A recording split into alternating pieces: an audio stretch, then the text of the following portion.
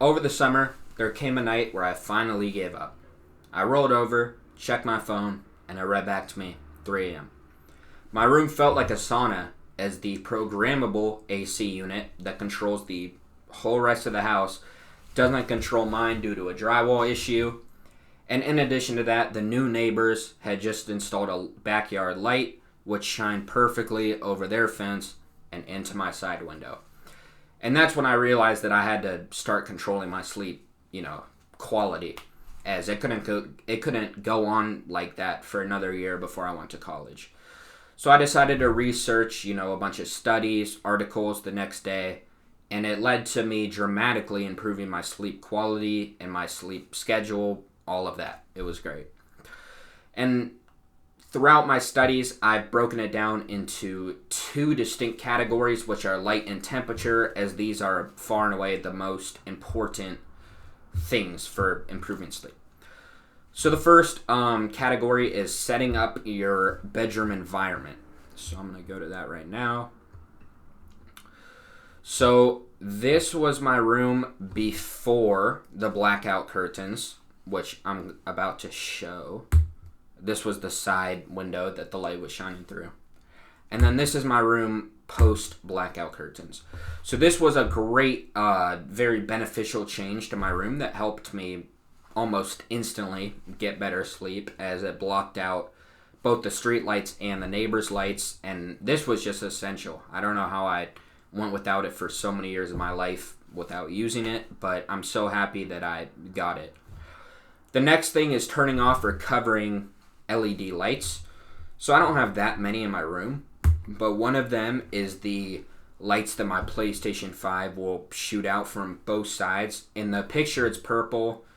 Typically, it's white to yellowish for me, but it was pretty distracting because it was in the corner of my room and it was lighting up more than I would have liked. So I ended up covering it with blackout tape on either side.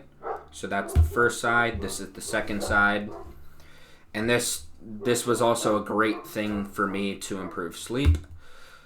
In addition to this is my light switch. So this is just, typical. I press it and it'll give me light during the night. But it portrays like a big green bright light during the night, which will go all over the roof, and I didn't want that, so I covered that up as well with the blackout tape. The last thing is setting up a programmable thermostat for your house. Obviously, this doesn't affect me, as it doesn't work for me, but it's a great addition if you don't have that issue. The next thing is managing light exposure throughout the day. So this affects me as I decided to start going out to my outside table in the morning and just get some sunlight for 15 to 30 minutes in the morning. Scientifically, this improves sleep quality at night. So yeah, I put that in my personal life, and I think it's been good.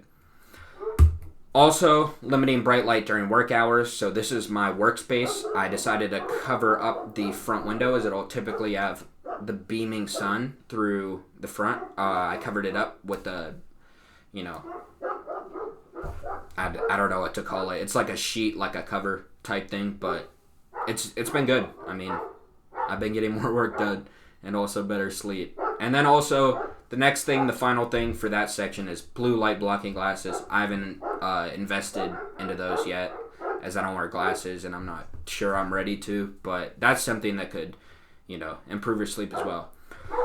The next thing is you want to set your cooling to the room 2 to 3 hours in advance of you sleeping. So this is my personal AC unit that I purchased because the whole rest of the house's cooling system doesn't affect mine.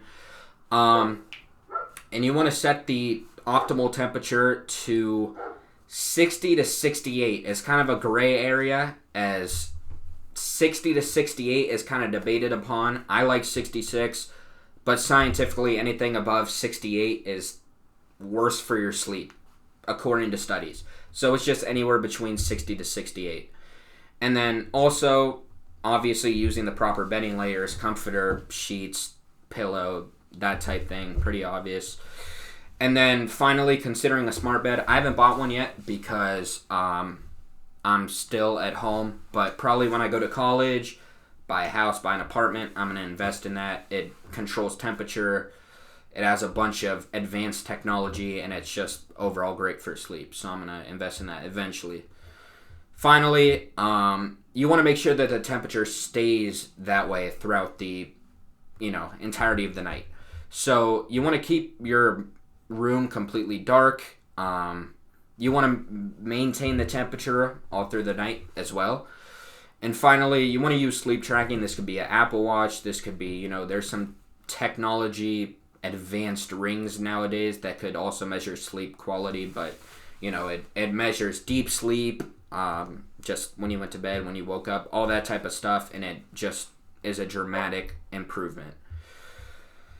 Yeah, so in conclusion, it's definitely possible to hack your sleep, make it way better using temperature and light.